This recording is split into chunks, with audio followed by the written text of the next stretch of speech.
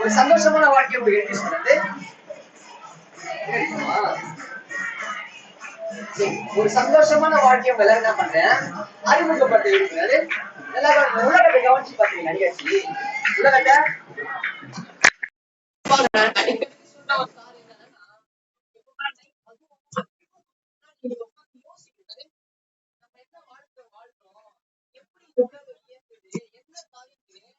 யோசிச்சாதான் கூட பேசுவேன். நீங்க பாருங்க என்ன ஏதோ ஒரு உற்பத்தி அதே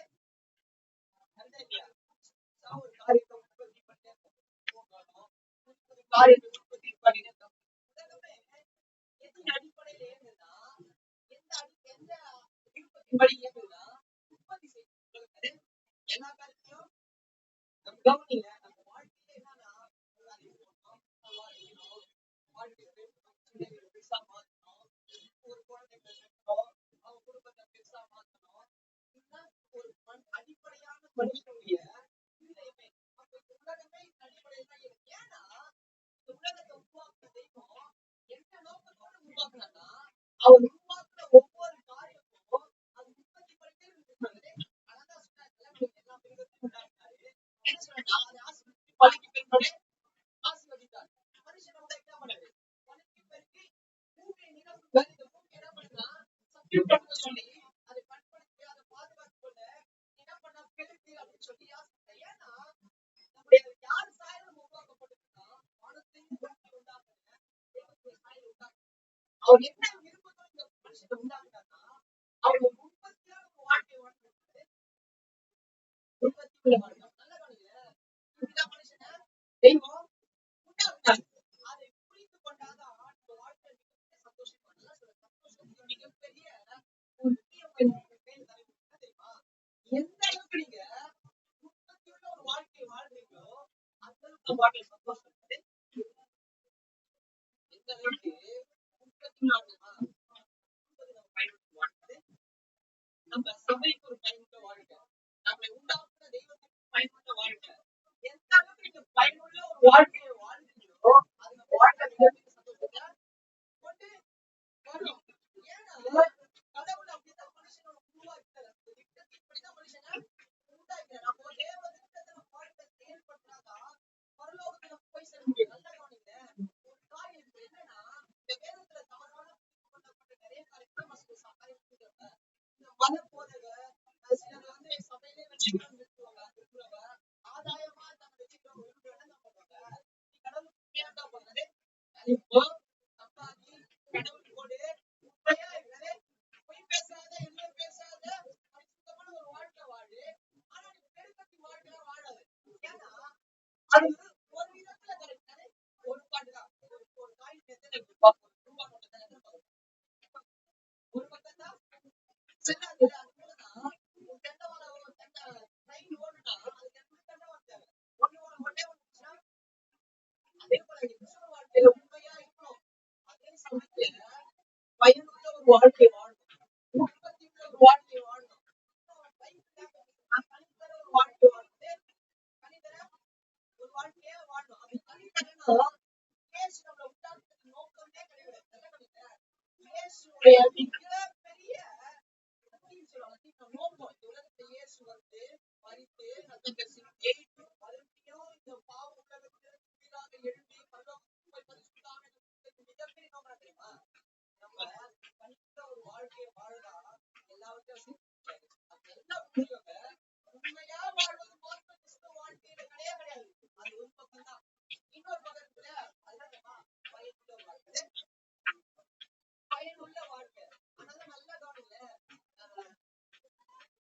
சாகும் பொழுது வயசானவங்க பெரியவங்க சாகும்போது அவங்க கடைசி வார்த்தை ரொம்ப மதிப்பு கொடுப்பாங்க. ஏன்னா அந்த உலகத்தை விட்டு போகும்போது அந்த கடைசி வார்த்தை ரொம்ப மதிப்புள்ளது. அதே போல இயேசு உலகத்துக்கு போக முன்னாடி சீசர்கிட்ட போய் நீங்க 14 15 16 17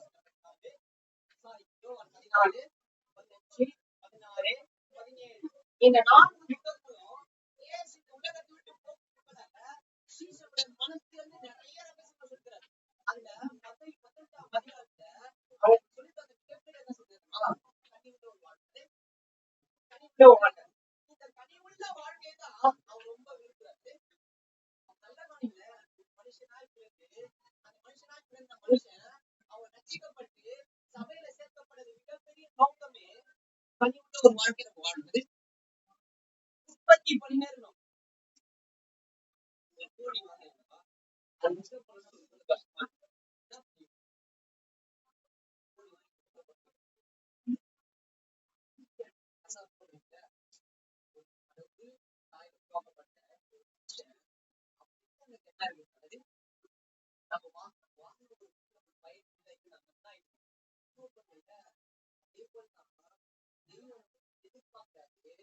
அவர் நம்ம எதிர்பார்த்து ஏன் இந்த உலகத்தை நியாயம் தீர்க்கிறாரு, ஏன் இந்த மனுஷனை நியாயம் தீர்த்து அவர் தராரு. நான் நல்லா அவர் பயனுள்ள வாழ்க்கையை வாழாத தெய்வம் வருத்தப்படுவாரு.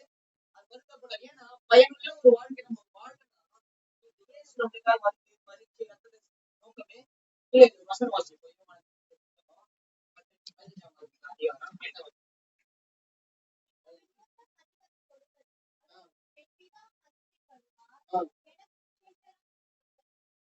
நல்ல கவனிங்க. மிகுந்த கனி கொடுத்ததால யார் கைவிடுவாங்க? இதான்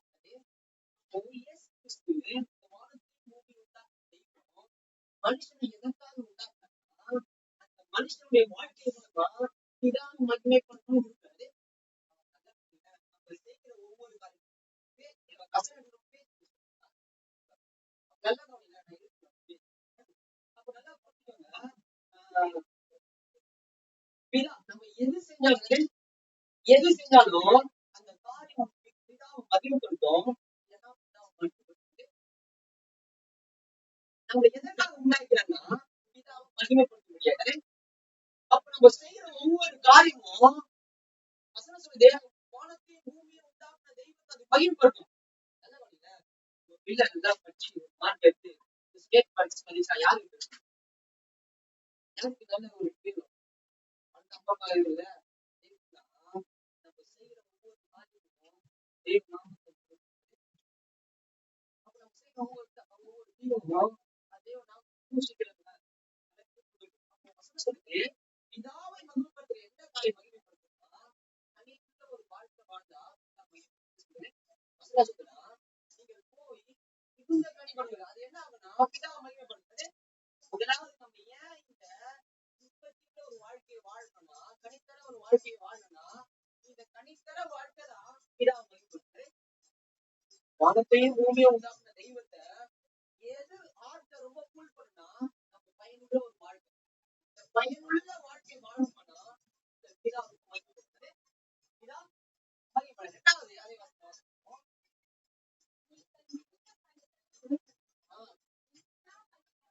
என் பிதா மகிமைப்படுத்தார் எனக்கு சீசனா இருப்பீங்க. நம்ம எல்லாரும் அந்த சீசனா அழைக்கப்படுவோம். நீங்க கடவுளை ஏற்படுத்தி சீசன் சொல்றீங்கள எப்படி உங்க சீசன் கண்டுபிடிப்பீங்கன்னா உங்க வாழ்க்கையில தனியுள்ள ஒரு வாழ்க்கை தான் நீங்க சீசனா வாழ்க்கிற வாழ்க்கை உறுதிப்படுத்தும். நல்ல சத்தியம் கட்டிக்கு வாசிக்கிறோம், சபைக்கு வந்து உட்காந்துக்கிறோம், ஊழியம் பண்ணுவதும் இதெல்லாம் உங்க வாழ்க்கையில நீங்க சீசன் என்பதை உறுதிப்படுத்தாது. எதனால ஏன் சொல்லுறாரு அவர் சொல்றாரு நீங்க எல்லாம் எனக்கு சீசனா இருக்குன்னா அவர் சொல்றாரு கண்டிப்பாக ஒரு வாழ்க்கை தான் சீசனாய் மாற்றுறது. ரசிக்கப்பட்ட எல்லாரும் சீசனாய் மாற்றிருக்காரு. அப்ப இந்த மாற்றப்பட்ட சீசன் என்ன பண்ணுன்னா ஒரு பயனுள்ள ஒரு வாழ்க்கை கனி தரணும். அப்படி கனி தரலன்னா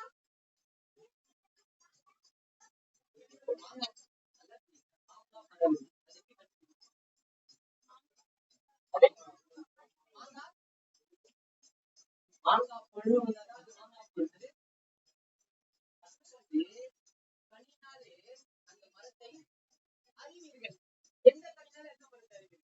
அந்த வர கனியால அந்த வர மரத்தை அழிக்கும். அதே போலதான் உங்க வாழ்க்கையில நீங்க கொடுக்கிற பயன், நீங்க கொடுக்கிற அந்த தயாரிப்பு, அந்த உற்பத்தியான ஒரு வாழ்க்கை தான் நீங்க யாரும் இயற்கைக்கு நீ போட்டு சட்டை கிடையாது, இது பேர் மாற்றம் கிடையாது, நீ சபையில வந்து உட்காந்து கிடையாது. என்ன உனக்கு இதான் decision.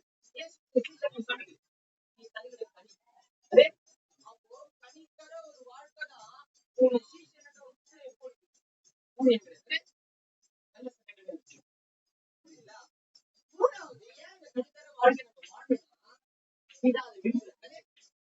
ஏன்னா இந்த உலகத்துக்கே அவர் பயனுள்ளதா இருக்கு.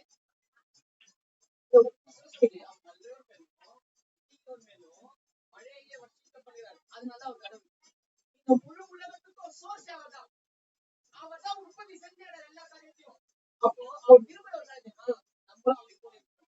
அப்போ மூணு காரியத்தை வாழணும் புரியணும். ஏன் இந்த பயனுள்ள இந்த உற்பத்தியின் வாழ்க்கைய தனித்தர ஒரு வாழ்க்கையை வாழணும்னா முதலாவது இதாவே இரண்டாவது அதனாலதான் ஒரு சீசன் அறிய முடியும். கனித்தரனா சீசன் இல்லவே இல்லை. ஆனா அதுக்கு எல்லாம் நல்லா பைபிள் படிப்பேன். கரெக்டுதான். கனி எங்க அதே இயேசு வந்து இனிமே அந்த மரத்தரையை தான் பாக்குறாரு. இயேசு யாரு? தோட்டக்காரர். பிதா யாரு? இந்த தோட்டத்துக்கு எஜமானர். இவன் ரெண்டு பேரும் யாருன்னா தெரியுமா? அந்த தோட்டத்துல இருக்கிற மரம் செடியும் கனித்தர ஒரு வாழ்க்கையை வாழ்ந்தே ஆகணும். அப்படி வாழ்ந்தனா அது நமக்கு என்ன தெரியுமா? ஏன் கணித்தரன்னா கனித்தர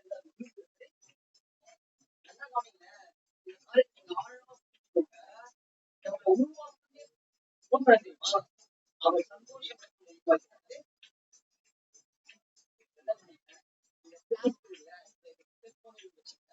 எதுக்காக உண்டாக்குனாங்கன்னா அந்த காரியத்தை உண்டாக்குனாரு.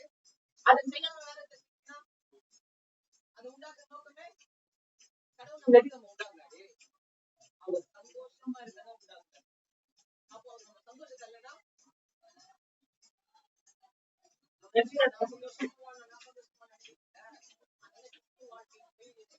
கண்டிப்பாக முடியாத வாழ்க்கை தோல்வி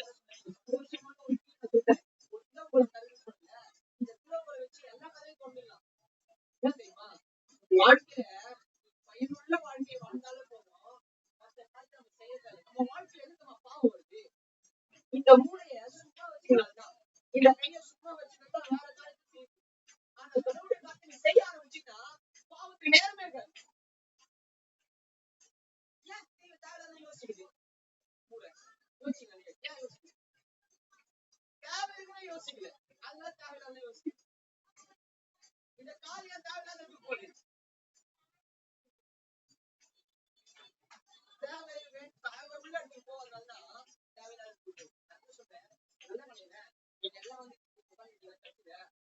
இப்ப 7 மணிக்கு ஒரு பண்ண போறாங்க வீட்டுல வாங்க முடியுமா? நீங்க வந்துட்டீங்க அந்த காலத்தை அதே பண்ணா நம்ம வாழ்க்கையில செய்ய வேண்டிய காலத்தை நம்ம செஞ்சுட்டா செய்ய வேண்டாத காலத்தை நம்ம செய்ய வேண்டிய அவசியமே இல்லை.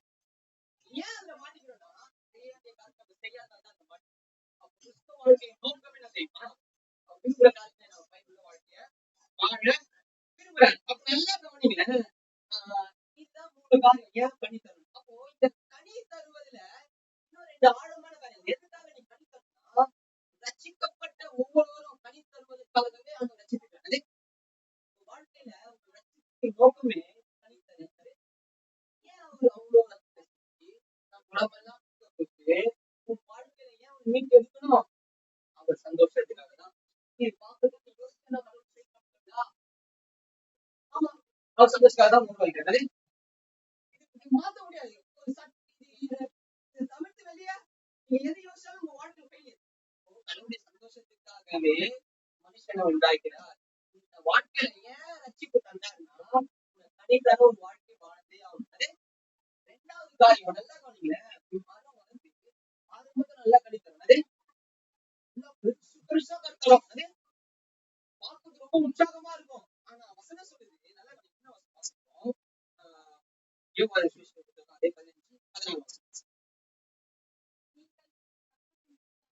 159 150 சொல்லுங்க, நீங்க என்ன தெரிந்து கொள்ளவில்லை. நம்ம வாழ்க்கையில நம்ம ரட்சிக்கப்படணும்னு நான் சொல்றேன், நான் ஆசைப்பட்டதே கிடையாது. ஆசைப்பட்டதே அதுதான் நீங்கள் என்னை தெரிந்து கொள்ளவில்லை, நான் உங்களை தெரிந்து கொண்டேன். நீங்கள் என் நாமத்தினாலே பிதாவை கேட்டுக்கொள்வதற்கோ ஆ, ஆ, அப்போ கடவுள் நம்மை எதற்காக ஏற்படுத்தினார்? நம்ம தனி கொடுக்கலாம்னு ஒரு ஜெபமே பதில் கிடையாது. இல்லையா? நீங்க போய் தனி கொடுக்கும் பொழுது அவர் நீங்க என்னெல்லாம் கேட்கறதா செய்வார். யாருக்கு செய்வார்னா, பயனுள்ள வாழ்க்கையை வாழ்றவங்க தான் ஜெபமே கேட்கப்படும். கடவுள் நல்லா பண்ணீங்க, கடவுளால செய்ய முடியாத காரியம் எதுவும் இல்லை. கடவுளால அந்த ஒரு மாதிரி நான் சொல்லிட்டேன், நல்லா கவனிங்க. எல்லாருடைய ஜெபத்திற்கும் கடவுளால பதில் தர முடியாது. எக்ஸாம்பிள் நான் சொல்றேன். நாளைக்கு எனக்கு ஸ்கூல்ல நாளைக்கு மழை பெய்யுது. நாளைக்கு எனக்கு தெரிஞ்ச சொந்தக்காரங்க வந்தாங்க, ஒரு பேச்சு வச்சு கல்யாணம் சரி, மழை பெய்யக்கூடாதுன்னு சொல்லணும் சரி, மழை பக்தர் உண்மையா கேட்கணும் சரிங்களா, பிரீத்தியும் சபைக்கு உண்மையா வரும், 7 மணிக்கெல்லாம் வந்து உட்காந்துருக்குது, யார் இந்த ஜோப் பண்ணு அதே சபை தான் ஜோப் பண்ணு. நாளைக்கு மழையை தருவாரா இல்ல வெயில் அடிக்க வைப்பாரா? அதனால எல்லா ஜபத்துக்கும் பதில் தர முடியாது. நான் சொல்றேன், யாருக்கு பதில் தரனா, பயனுள்ள வாழ்க்கையை வாழ்றவங்களுக்கு ஜபத்தை பதில் தரணும். அப்போ நீ பயனுள்ள வாழ்க்கையை வாழ்ந்தினா நாளைக்கு மழை பெய்யணும் நீ கேட்க மாட்டேன். புரியுதா? அப்போ நல்ல கடவுளால எல்லா ஜபத்துக்கும் பதில் தருவேன். அது ஒண்ணே பதில் தர முடியாது. அப்ப நல்லா சொன்னீங்க. முதலாவதானா இந்த ரட்சிப்பின் நோக்கமே கனித்தன ஒரு வாழ்க்கை. ரெண்டாவது என்ன சொன்னா நீங்க எவ்வளவோ பெருசா கனி தரீங்களோ முக்கியம் கிடையாது, எவ்வளவு அதிகமா தரீங்களோ முக்கியம் கிடையாது. எது முக்கியம்னா கனி நிலைத்திருக்கும்படி, அதே வசனம் சொல்லுது யோவான் 15:10 சொல்லுது, இந்த போய் கனி நிலைத்திருக்கும்படி வாசியதெல்லாம்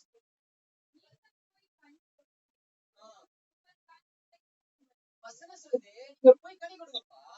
எது வரைக்கும் கனி கொடுங்கப்பா? நிலைத்திருந்தானே அர்த்தம். கடைசி வரைக்கும். எது வரைக்கும்? எது கடைசி வரைக்கும்? மரணம் கூட கிடையாது.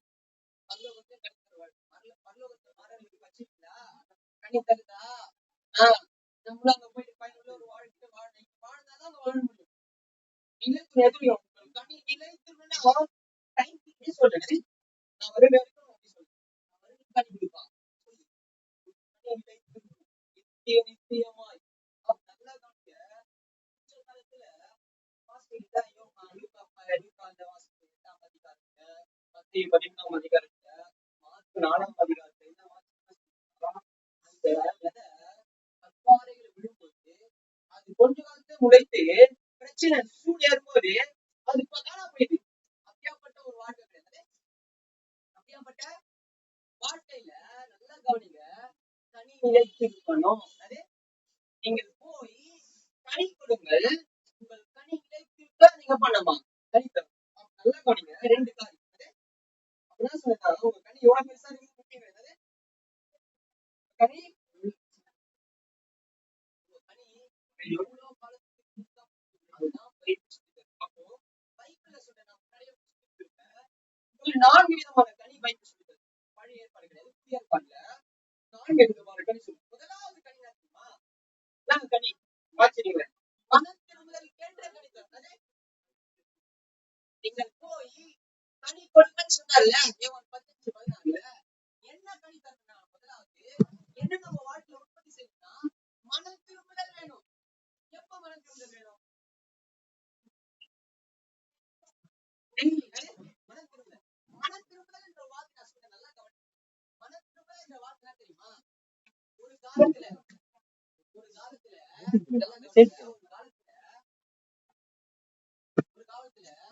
நம்ம உலகத்தின் ஆளுகையில இருக்கு, பிசாசின் ஆளுகையில இருக்கும்.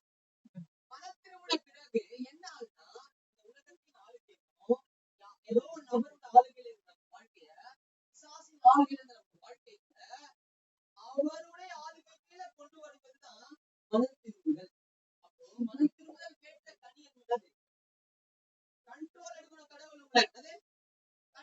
முழு ஆளுகைக்குள்ள வந்துடணும். அப்போ நல்ல கல்யாணம் முழு ஆளுகை இருக்காங்க. நாளைக்கு உங்களுக்கு ஏதோ ஒரு இடத்துக்கு போக விருப்பமா இருக்கு. நீங்க அந்த இடத்துக்கு போக மாட்டீங்க. ஏன் போறீங்க? நீங்கதான் மனசுல கேட்ட கணிப்பு இருந்தீங்க. என்ன படிச்சுலாம் போட்டு போகுமா வேணவா சுத்தமானா என்ன கொண்டு போங்க. இதுதான் மனம் திரும்ப மனம் திரும்ப தெரியுமா? தமிழ்ல ரொம்ப அழகா ரொம்ப அழகா தெரியுமா? அந்த வார்த்தைக்கு மனம் திரும்புவது தெரியுமா? யோசிக்கணும். எப்படி யோசிக்கணும்? இயேசு போல யோசிக்கிறது மனம் திரும்ப கேட்ட கனி என்பது வாழ்க்கையில சிந்தையில இயேசு போல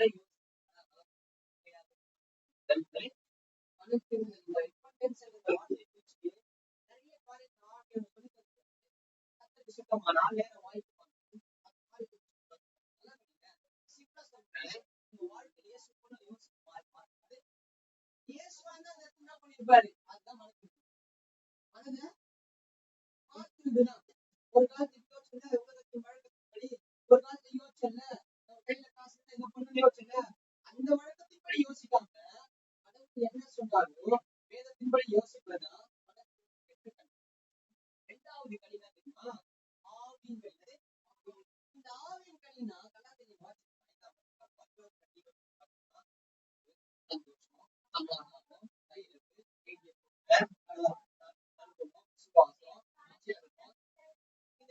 ஒன்பது ஆவின் கடிதத்துல ஆவின் கடிதம் இரண்டாவது கடிதம் ஆவின் கனி. இது என்ன சொல்லுதுன்னா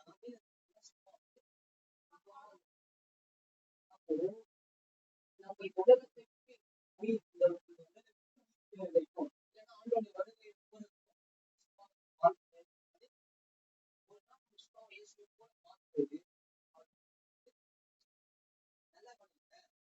ஒரு மரத்துல ரெண்டு பழம் மட்டும் இருக்க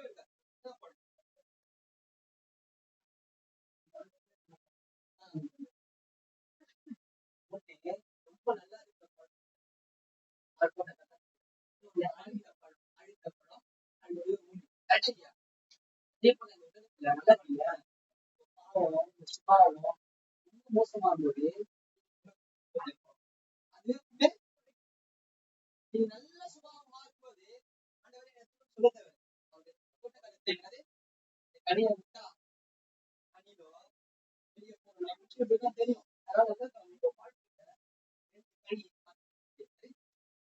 கனியோ அழுகின கனியோ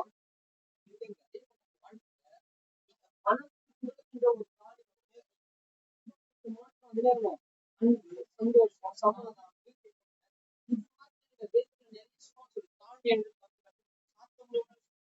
இதெல்லாம் ஒவ்வொரு நாள் ஒரு நாள் வராது.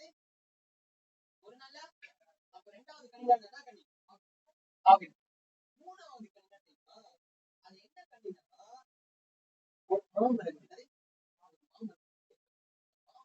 மாம்பழத்தை வந்துட்டு சாப்பிட்டு அந்த புதைச்சதான் வரும்.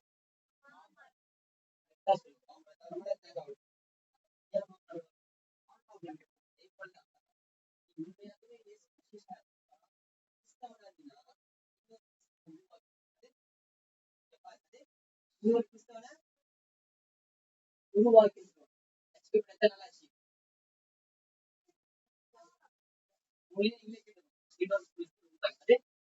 இன்னொரு கிறிஸ்தவனை உருவாக்கி இருக்கணும். நல்லா பண்ணல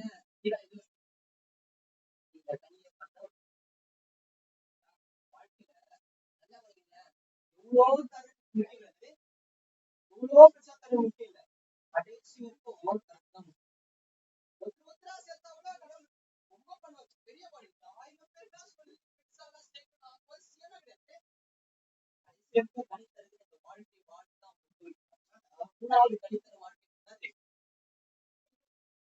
இன்னொரு சீசன் உருவாக்குறது இன்னொரு சீசனை உருவாக்கும். சாய்ஸ் என்ன பண்றோம்? இன்னொரு சீசனை உருவாக்கும். அது போல என்னன்னா நம்ம எல்லாரும் இன்னொரு சீசனை உருவாக்கும். நாலாவது என்ன தெரியுமா? கனி இருக்குல்ல தெரியுமா? நல்ல கனியில ஏன் இந்த கனித்தர வாழ்க்கையை நான் சொல்றேன்? பரலோகத்துல நிறைய காரியத்தை செய்ய அது 2 காரியத்தை சொல்றது. 2 காரியம். ஒண்ணு தான் தெரியுமா? பாவம் செய்வது. 2 என்ன தெரியுமா? சுவிசேஷம். ஏன் சுவிசேஷம் முடியாது? நம்ம எல்லாரும் வச்சுக்கப்படுறது பரலோகத்துக்கு அந்த வாய்ப்பு இருக்கு. ஒருத்தர் நல்லது செஞ்ச தெய்வத்துல சொல்ற வாய்ப்பு நமக்கு இருக்கவே இருக்காது. பரலோகத்துக்கு இப்ப அப்பா இயேசு சூப்பர் தெய்வம் ஏன் சொல்ல முடியாது?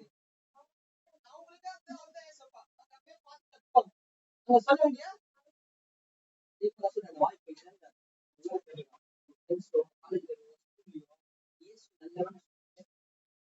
உலகத்தை எத்தனை நாள் வாய்ப்பு பரலோகத்துக்கு அந்த வாய்ப்பு சொல்ற வாய்ப்பே இல்லை. நான் அவர் என்ன கடினமா நல்ல ஊழியம் செய்வது கடினம். யார் என்ன செய்வது? கடவுள் சொல்றாரு சோறு இல்லாம இருக்க சோறு கொடுத்தேன். நான் வீட்டுல இருந்தா எனக்கு பணம் வச்சேன். ஜெயிக்காம வந்து பார்த்தாங்க. நீ எப்ப ஜெயில இருந்து நீ எப்ப சாப்பாடு இல்லாம இருந்து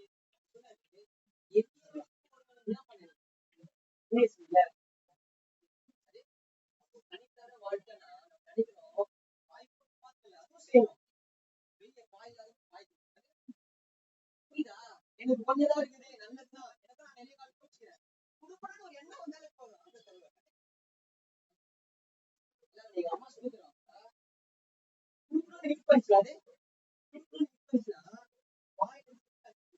வாயில போட்டேனே ஐயோ அப்படி யார் யோசிப்பா? கூடாது நினைக்கிறவங்க யோசிப்பா. கொடுக்கறான்னு என்ன வந்துச்சுன்னா வேணா சொல்ல திரும்பி வாங்கிக்கலாம். புரியுதா? நம்ம கிட்ட இருக்கிற 4 குடம் வச்சுட்டா இது மாத்திரம் முடியாது. கொடுக்கறதே பக்கம் இல்லை. இயேசுவை பத்தி ஒரு 4 சொல்லணும். புரியுதா? இன்னும் வசனம் வாசிக்க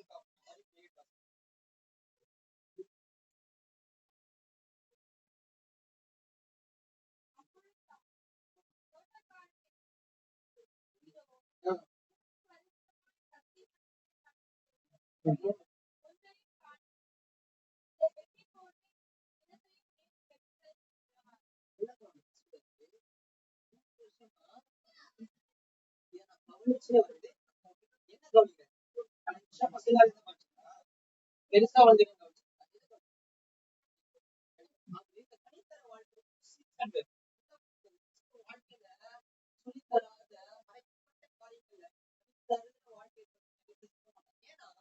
அவர் சீரியஸா சொல்ற சொல்றாரு. நான் கவனிக்கிறேன் இதை வெட்டி போட்டுருக்காரு. நல்லா கவனிச்சு வானத்தை பூமியை உண்டாக்கும் மேல பரிசுத்தாக தெய்வம் நீ சொல்லுவாரு இல்லையா? நான் ஒரு அவர் அப்படின்னு சொல்லுவாங்க.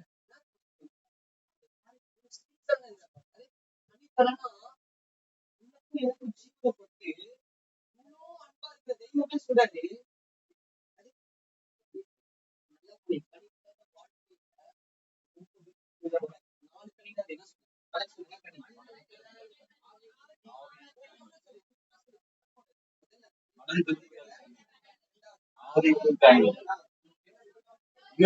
உருவாக்குறது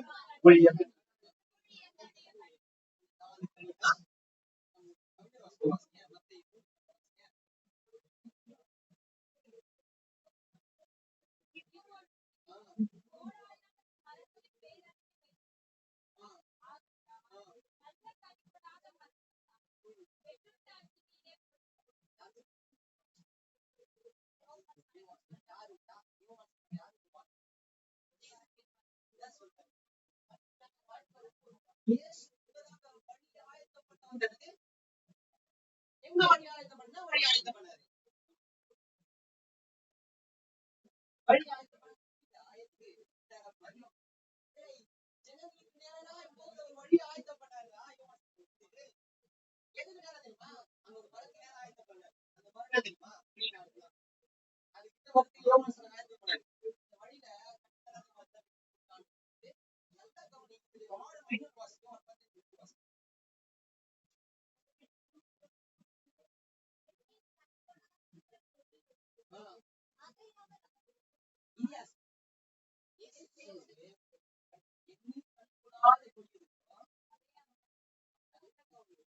தனிப்பட்ட வாழ்க்கை ஆழமாய் அது எவ்வளவு கரிசனை உள்ளவராய் அதை அதி தீவிரமா இருக்கிறது. அப்போ கடைசி காலகட்டத்துல நம்ம வாழ்க்கையில இந்த தனித்தர வாழ்க்கை சொன்னல, நீ உண்மையா வாழ்வது மாத்திரம் போல அது நிறைய பேர் சொல்றாங்க அது போதெல்லாம் இல்ல, அது மட்டும் தான் போதும்.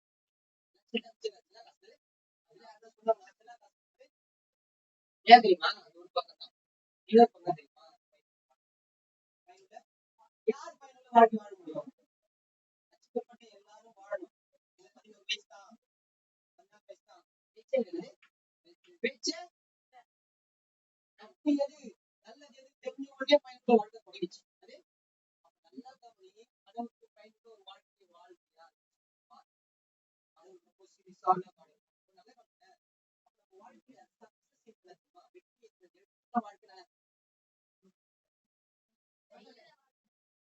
வாழ்க்கைனா பயனுள்ள வாழ்க்கை.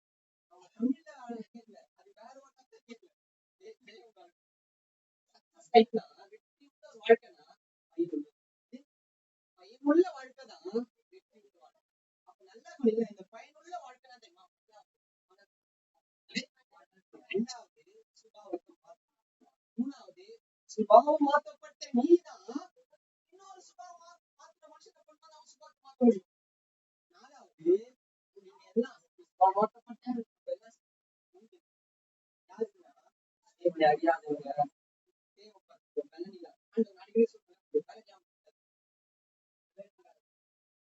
பலன் இல்லாதவனுக்கு பலன் படுத்த உனக்கு ஏன் கண்ணை போட்டாரு?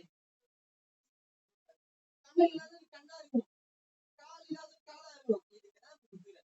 புரியுதா? நீங்க வாங்கி வைத்த நெருப்பது ஒரு நல்ல குணம், அதிகம் மேன்மையான குணம். யாருக்கு இல்லையா அவங்க ரொம்ப நல்லது.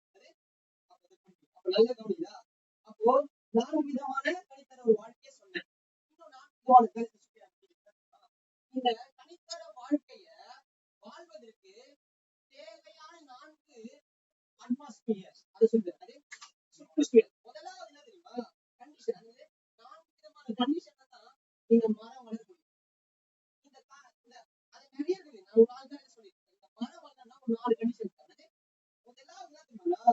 இது தன்னுடைய மரம் பயனுள்ள ஒரு வாழ்க்கை வாழணும்னா இந்த வாழ்க்கையில தான் இந்த வேர் ஆழமா போட்டது.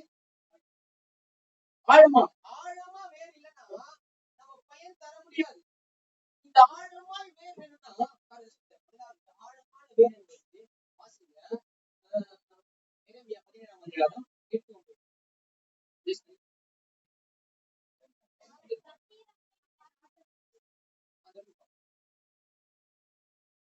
வாசி 7-8. இவன் கர்த்தர் மேல் நம்பிக்கை கர்த்தரை தான் நம்பிக்கையாய் கொண்டிருக்கிற மனுஷன் அவன் தண்ணீர் நடுவே நாட்டப்பட்டதும் கால்வாய் ஓரமாக வேர்களை விடுவதற்கும் வருவதை காணாமல் இலை பச்சையா இருக்கும்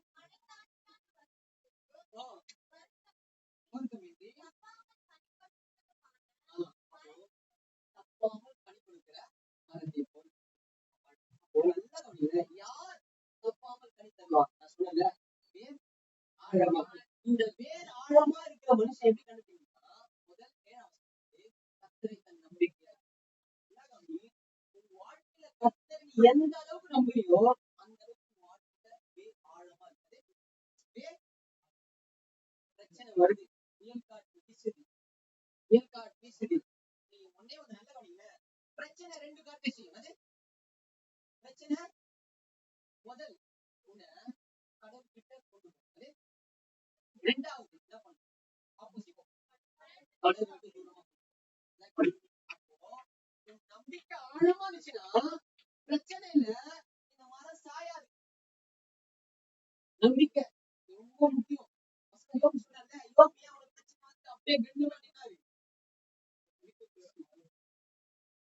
கொன்று போட்டாலும் இந்த சரீரம் அழுக்கு நாசமா போனாலும் கவலை இல்லை. என் சொந்த கண்ணால என் ரட்சகரை பார்ப்பேன். அந்த நம்பிக்கை தான் அவன் வாழ்க்கையில பிரச்சனைக்கு மேல இருக்க நல்லா பாருங்க. அந்த நம்பிக்கை என்ன வசனம் சொல்லிட்டு உஷ்ண காலத்துல வாசி கேட்கல.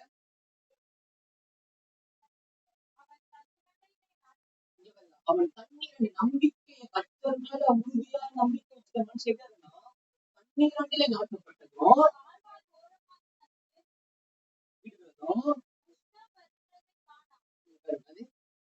வந்தா ஆத்துல சம்மர் டைம்ல தண்ணி போகுமா? பஞ்சம் வருது தண்ணி போகுமா? ஆனா வசத்துக்கு அப்படி வந்தாலும் அவன் என்ன பண்ணுவானா,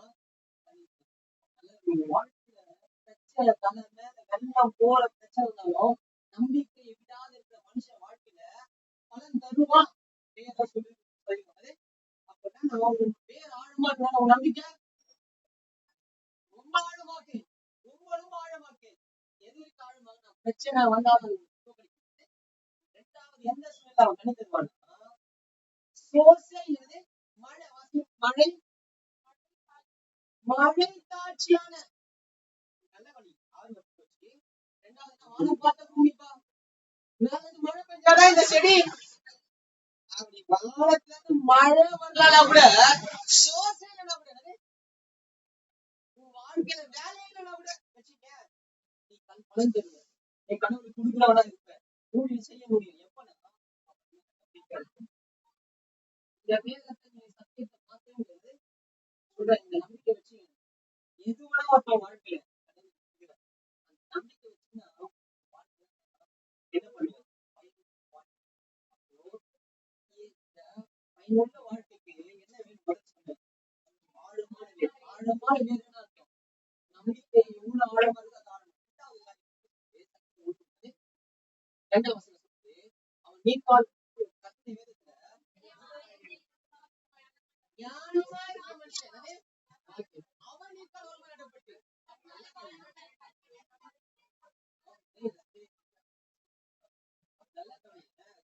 சொன்னீங்கள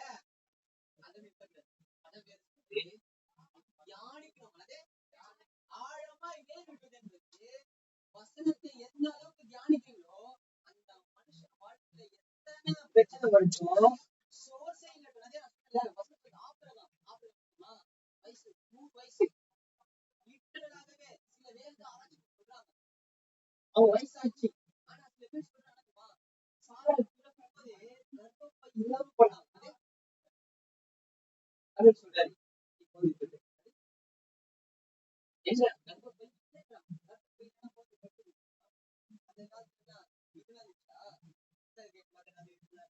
ஒண்ணுமே கிடையாது.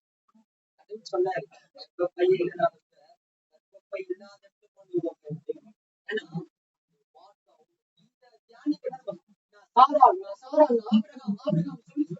அந்த வார்த்தையை தியானிச்சு தியானிச்சு ஒண்ணுமே இல்லாதவன் தகப்பனாயிட்டு யாரு தகப்பனானா வானத்து நட்சத்திரத்தை கொடுக்கிற ஒரு சங்கத்திற்கு தகப்பனா மாறினான். ஒரு பிரச்சனையான சூழ்நிலை பண்ணா சோர்சிக்கான சூழ்நிலை தன்னுடைய வேதத்தை யாரால தியானம் பண்ணாலும் அவன் வாழ்க்கையில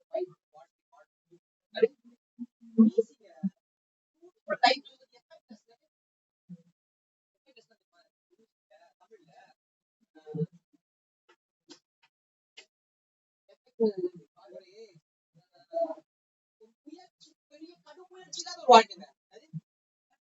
தேவையில்லை. நம்பிக்கை வைக்கிறது ஈஸியா இல்லையா?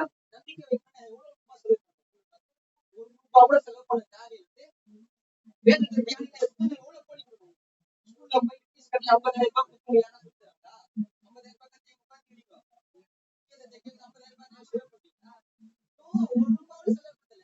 இது இருந்தாலே போதும். உண்மையாகவே நீங்க விவசாயினா எத்தனை பேர் பாருங்க தனித்தர வாழ்க்கை ரொம்ப கஷ்டம். உண்மையில விவசாயம் பண்ணி பண்ணணும்னா இல்ல போனா இந்த கிறிஸ்தவ வாழ்க்கையில தனித்தர ரொம்ப நம்பிக்கை மாதிரி நம்பிக்கை நம்பிக்கை ரெண்டாவது பண்ணா தனித்தர ஒரு வாழ்க்கைக்குள்ள சூழ்நிலையை வாசி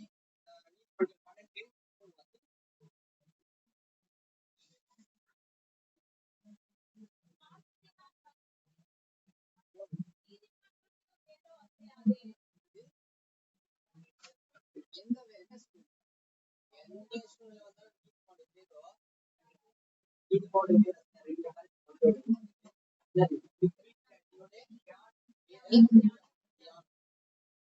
அடுத்தது நல்லா கவனிங்க. எந்த சூழ்நிலையில பணித்தர ஒரு வாழ்க்கையை வாழ முடியும்னா, இரண்டாவது வசனம் வாசிச்சு அதை நான் கேளுங்க.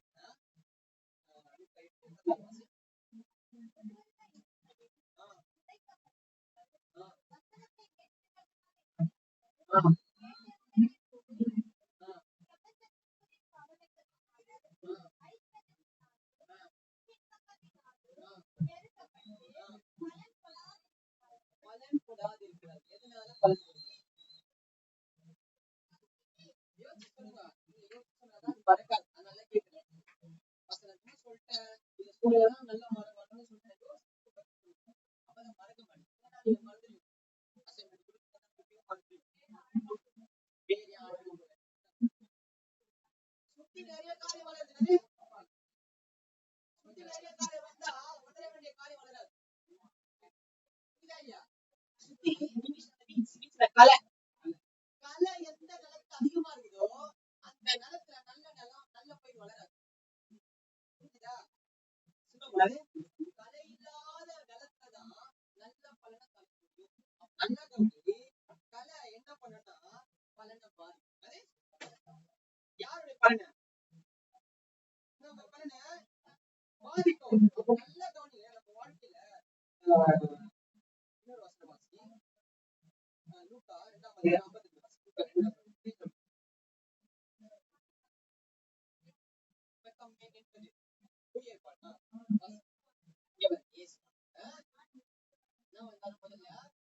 ஞானத்துல வளர்கிறது அப்படின்னா தெரியுமா?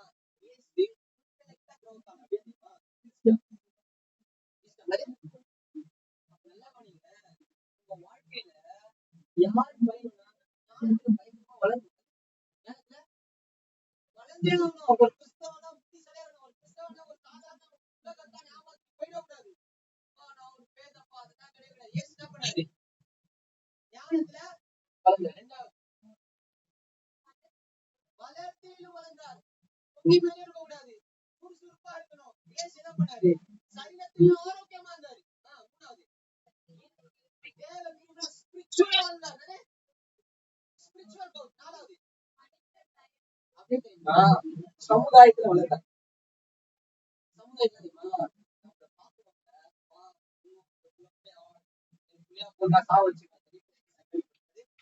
அதுமாரி வாழ்க்கை வாழ் அதுமாரி வாழ்க்கை சமுதாயத்துல தயவு வச்சுட்டு நல்லா கொஞ்சம் மனுஷனா கடவுளா பார்த்தா ஒரு பக்கம் தான் இருக்கிற இன்னொரு பக்கம் மனுஷன் அதே மனுஷனா இங்க வந்தார். ஞானத்துல இருந்தார். ரெண்டாவது என்ன சொன்னேன்? உடம்பு ஆரோக்கியமா பாத்துக்கணும். 33 வயசு வாலிபன் மலை மேல ஒண்ணுமே சாப்பிடாம அதெல்லாம் போய் சிலுவை சுமந்து போனா ஏசு தன்னோட சரீரத்தையும் பலப்படுத்தினார். மென்டலா மாத்திரம் கிடையாது. சரீரத்துல சொல்லிய ஏசுங்கன்னா சிலுவை சுமந்து வளர்ந்த சத்தமாய் ஏறி ஏறி கத்துறாரு. சாவும் போது யாரா சத்தமா பேசி பார்த்துருக்காங்களா? நான் பாத்துக்கலப்பா. ஏன்னா ஏசு சாவும் போது வளர்ந்த சத்தமாய் இன்னொரு ஆய்வு அவங்க வீட்டுல அவரே யாரு இருக்கு. மூணாவது நல்லா கவனிங்க. கலையெல்லாம் விட்டுருங்க. நான் முட்டாளே அந்த அப்படிதான் இருப்பா அப்படின்னா எல்லாத்தையும் வளர்ந்தார். நாலாவது எதுல வளர்ந்தார்? அவர் பார்த்தா இந்த மாதிரி கடவுள் பாத்து என்ன பாத்து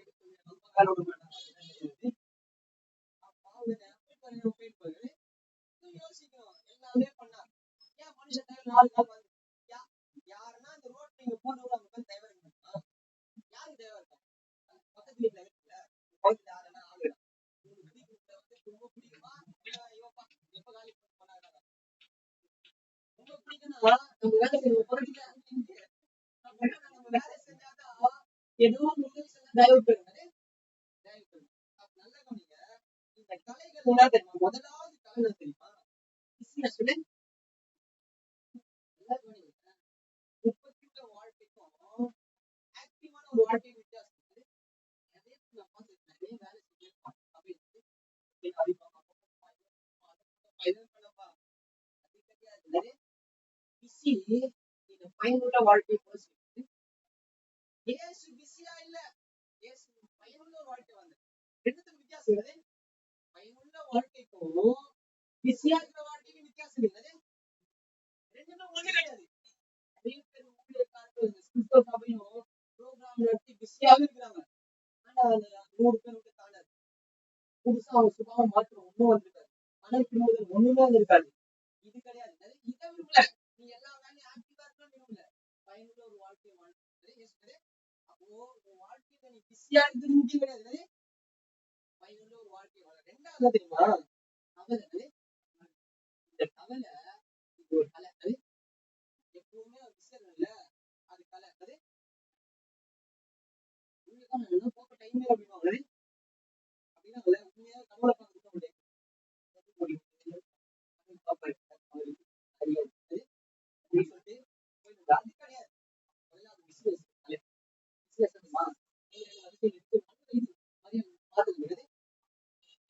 மரியாதை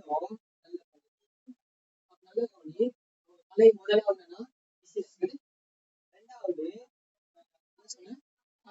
ரெண்டாவது ரெண்டாவது மூணாவது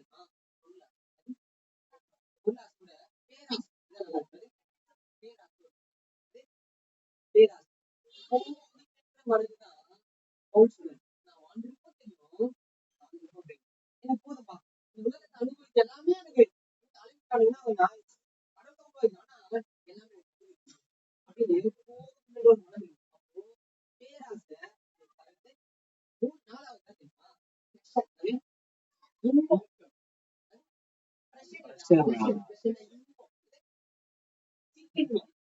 சின்ன சின்ன ஆசைகள் சின்ன ஆசை வரும்போதே இதெல்லாம் அந்த 14 வாசி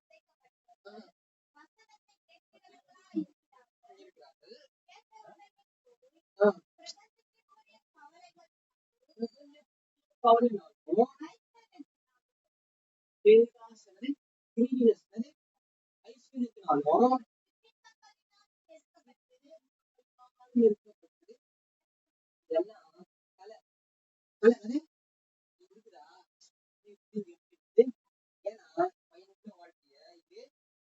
என்ன பண்ணும்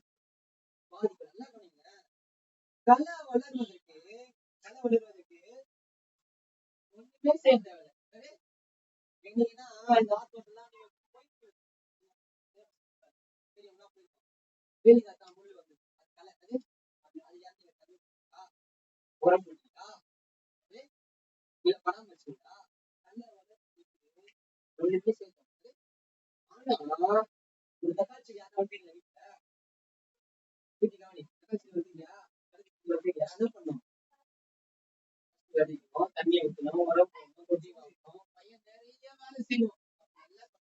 வாழ்க்கையில இந்த ஆசை இதெல்லாம் நீ கவனிக்கலாம் வரும். அது ஒண்ணுமே செய்ய தேவையில்லை. ஆனா வாழ்க்கை பயனுள்ள வாழ்க்கை வாழணும். என்ன பண்ணுறேன்னா வாழ்க்கையில கவலை ஆசை ஐஸ்வர்யத்தின் ஆசை வாழ்க்கை சீக்கிரம் வாட்டர்ல ஒழிக்கும். ரெண்டாவது சாப்பிடுறது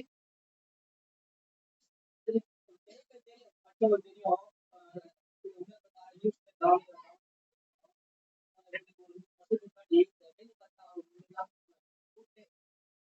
அதெல்லாம் எல்லாத்தையும் அழிக்க சொல்றாங்க. அது நிலத்தை பாதிச்சது. நிலத்துல இளநீர் மட்டும் பாதிச்சது. அது வந்து நிலத்தை விளைய எதை குறிப்பீங்களா அதெல்லாம் பேச போய்தான் விட்டு அப்படின்னா ஏன்னா அது ரொம்ப ஆழமா இருக்கு, ரொம்ப கஷ்டம். அதை கவனிக்கலாம் இல்ல பாதிப்பு எனர்ஜி முக்கியம். வாழ்க்கையில எனர்ஜி முக்கியம். ஆசீர்வாதம் எங்க எழுந்து பாத்தீங்கன்னா உன் கவலையும் உன் பேர் ஆசையும் உன் சிட்டிங்கமோ உன் பிசினஸையும் பயனை அப்ப கண்டிப்பா இருக்குது. யோசிச்சு ஆழமா யோசிச்சு தலையெல்லாம் வேறொரு புள்ளி போட்டாதான் வாழ்க்கையில வாழ்க்கை வாழ்க்கை பயனுள்ள வாழ்க்கைய வாழ முடியும். மூணாவது நம்ம வாழ்க்கையில எந்த காரியத்தை நம்ம பயன்படுத்த காரியத்தை வாழ்க்கை சொல்லுது.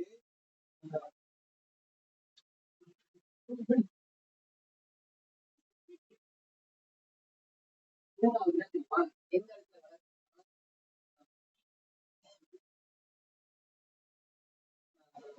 தலையில இருக்கிற கட் பண்ற இடத்துல தான் வர்றது.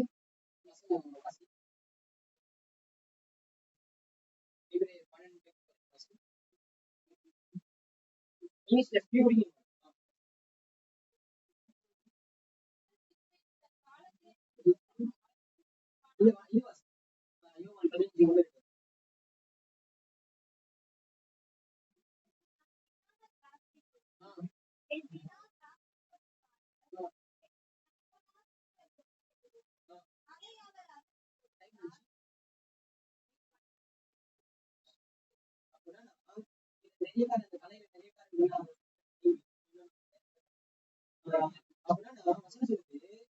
இன்னும் அதிக தண்ணி கொடுத்து என்ன பண்ணாரா? குடியை சுத்தம் பண்ணாரு. அப்போ உங்க வாழ்க்கையில சுத்தம் உள்ள ஒரு வாழ்க்கையை வாழ்ந்தாதான் நீங்க பலன் தர முடியாது. பலன் தர முடியும். நல்லா பண்ணீங்க. அது எப்போ பண்ண முடியும்னா செடிகள்லாம் நச்சுக்கிறோம். அழுகி போன கலையை தான் வெட்டுவாரு. இல்ல நல்லாகிற காலத்தோட வெட்டுவார். ஏன் தெரியுமா? நல்லா இருக்கிற காலை வெட்டாதான் அந்த செடி நல்ல பலன் தரும். மாதிரி தோட்டக்காரங்க பாத்தீங்களா? தோட்ட வேலை செய்ய பாத்தீங்களா? நல்லாதான் இருக்காங்க. ஏன்னா சில காரியங்களை யாரெல்லாம் இந்த தன்மை இருக்குதோ இந்த கண்டிஷன்ல தான் குலத்தர வாழ்க்கை உருவாகும். நல்ல கவனிங்க. சில பேர் நினைக்கிறோம் கடவுள் வெட்ட காரணம் தண்டனை பனிஷ்மெண்ட் கிடையாது. அது பேர் வந்து பியூரிங். என்ன தெரியுமா? தண்டனைக்கும் பியூரிங் வித்தியாசம். தண்டனை என்ன தெரியுமா? நீ கடந்த காலத்துல செஞ்ச ஒரு காரியத்தை இந்த நிகழ்காலத்தை தண்டிக்கிறதுக்கு எந்த தண்டனை? எக்ஸாம்பிள்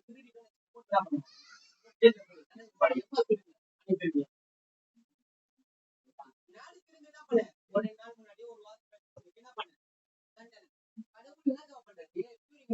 சுத்திகரிக்கிற காரியம் எதிர்காலத்தை குறிச்சு இந்த காலத்தை கட் பண்ணி போறாரு. ஏன் தெரியுமா? எதிர்காலத்தை நீ நிறைய பலன் தரனா இந்த ஆட்களுக்கு கூட கட் பண்ணுவாரு. எதிர்காலத்தை நீ பலன் தரனா அந்த இடத்துல கூட கட் பண்ணுவாரு. எதிர்காலத்தை நீ பலன் தரனா இந்த வேலை நீ வேணாம் கட் பண்ணுவாரு. இதெல்லாம் கட் பண்ணி போடுறதுதான் யாரால நீ விட்டு கொடுறீங்களோ அவங்க வாழ்க்கை பண்ணுறாரு. அந்த இயேசு செத்து போன கலையை வெட்டவர் கிடையாது. உயிரா இருக்கிற கலையை கூட வெட்டுவார். ஏன்னா நீ மிகுந்த பலன் தரும். சொல்லுது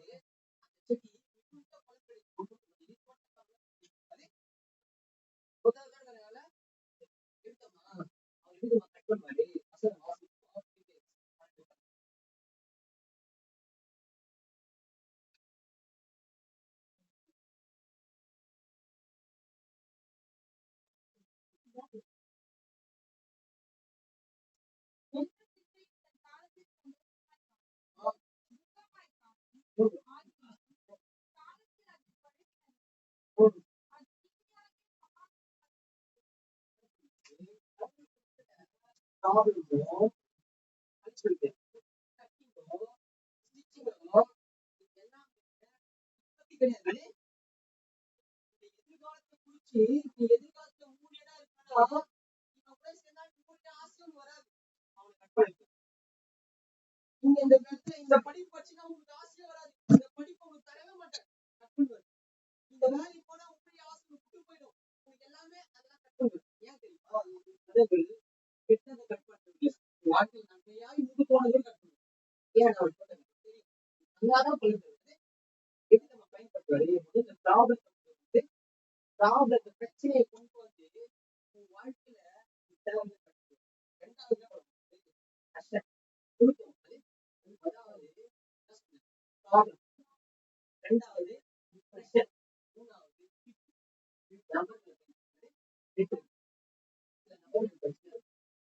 பிரச்சனையோட சில காரியம் பிரச்சனையா இருக்கு.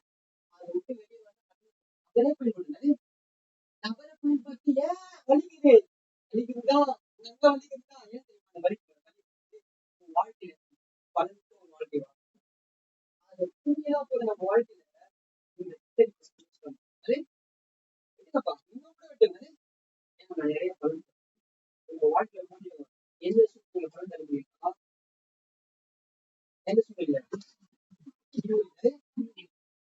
கட் பண்றது எந்த சூழ்நிலையில பலன் தர முடியுமா? வாசி வாசி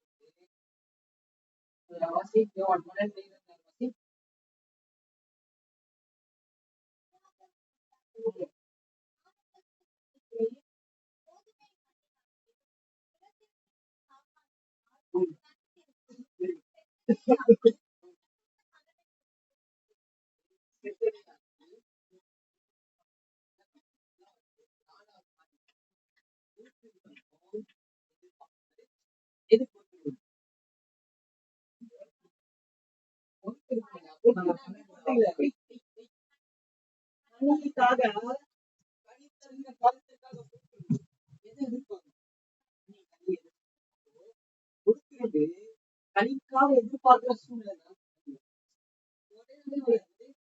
இது போட்டாலே எனக்கு வந்துருமா?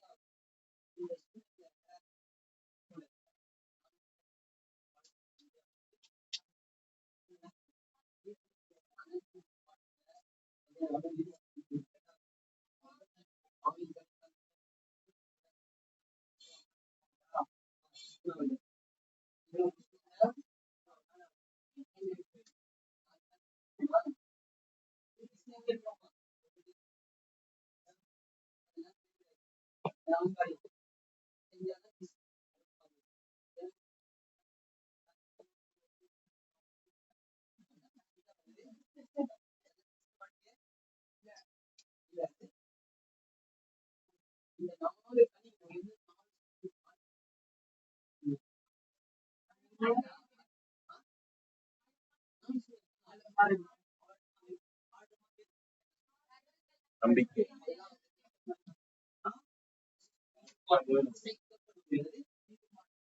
யார் என்ன நினைப்பான்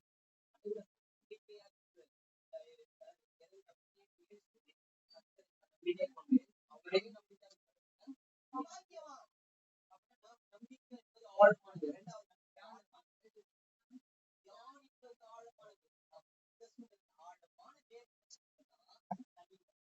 இரண்டாவது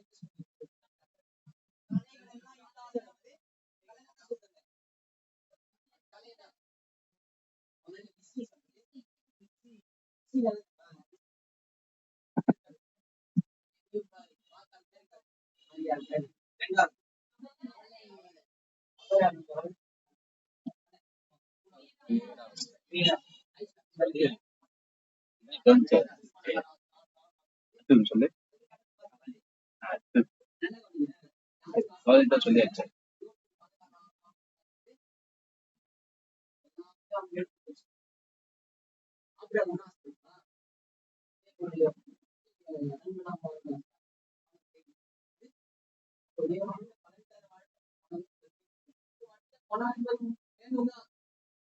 அது மேல மூணாவது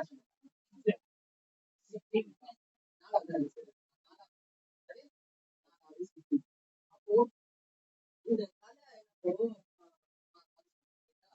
இந்த கலையில ஒரு காலேஜ்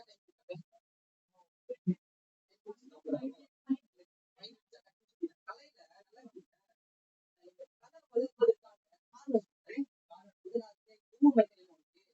இயேசு வந்து அதாவது அந்த ஊர்ல எல்லாரும் வீட்டுக்கு அழைப்பாங்க. ஒவ்வொரு நாள் முதல் கணக்கு எனக்கு வந்து என்ன சேவை பண்ணுதுமா வயது மகிழ்ச்சி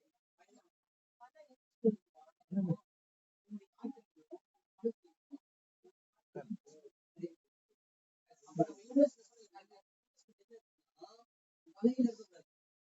இந்த சூழ்நிலை பழைய வருது. நம்ம பழைய யாரும் கிட்ட போயிடக்கூடாது. நம்ம பழைய ஏதோ அந்த மாற்றக்கூடாது. பழைய எதுவும் மேலே இருக்கக்கூடாது.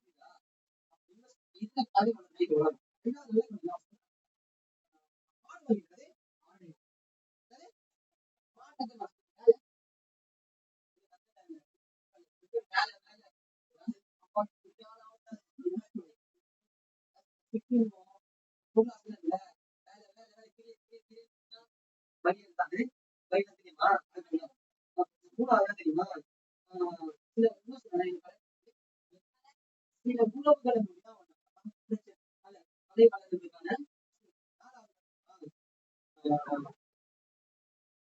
மூணு காரியங்கள் மூணு காரியம் நாலு நீங்க மூணு காரியங்கள் பயன்படுத்துறதுக்கான அப்ப இது புரியுதா நாலு காரியங்கள் அதை உருவாதுக்கான காரணங்கள் சொன்னேன். மூணாவது என்ன சொல்றது அது நம்ம என்ன பண்ணலாம் சுத்தி வைக்கிறாரு. என்ன கலர் சுத்தி வைப்பாரு செத்து போல வெட்ட மாட்டாரு. நல்லா இருக்காரு. ஏன் அது தெரியும் அவருக்கு எதிர்காலத்தை பார்த்து ஈரக்காலத்தை சில காலத்தை தூக்கி போடுவார். ஏன்னா அவங்க முடிவு ஆரம்பிச்சிருப்பாங்க. முடிவு எப்படி இருப்பான்னு அவர் தெரிஞ்சதால எங்க ஆரம்பிக்கிறாங்க புரியுதா இது ஏன் தெரியுமா அழகருக்கு போனா இந்த வழியில போன ஸ்டார்ட் பண்ணி தெரிஞ்சுட்டாதான் உலகம் புரிஞ்சுதான் இந்த வழியில ஸ்டார்ட் பண்ணுவோம். இன்னும் நம்ம கொண்டு போய் தெரியுமா இந்த காலத்தை எதிர்காலத்தை நினைச்சு ஸ்டார்ட் கட்டணும். நான் என்ன சொல்லுவேன் காத்திருக்கணும் எதிர்பார்த்தது காத்திருக்கணும் இந்த சூழ்நிலை கண்டிப்பா செய்யறாங்க. இது வாழ்வான இது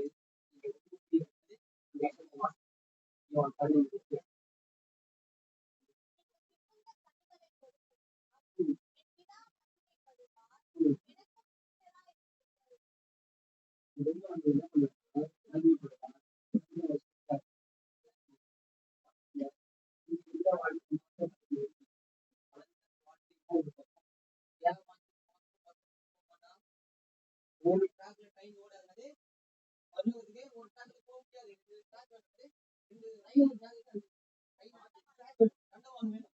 தண்டவாளம் தான் நம்ம வாழ்க்கையில பயன்படுற வாழ்க்கையை அவன் நம்ம சொல்லி நம்ம மேல ஆசைப்படுவோம். பல காணாமல் வந்து பல ஆனா ஒரு வெஜிடபிள் வளர்ச்சி அது நிறைய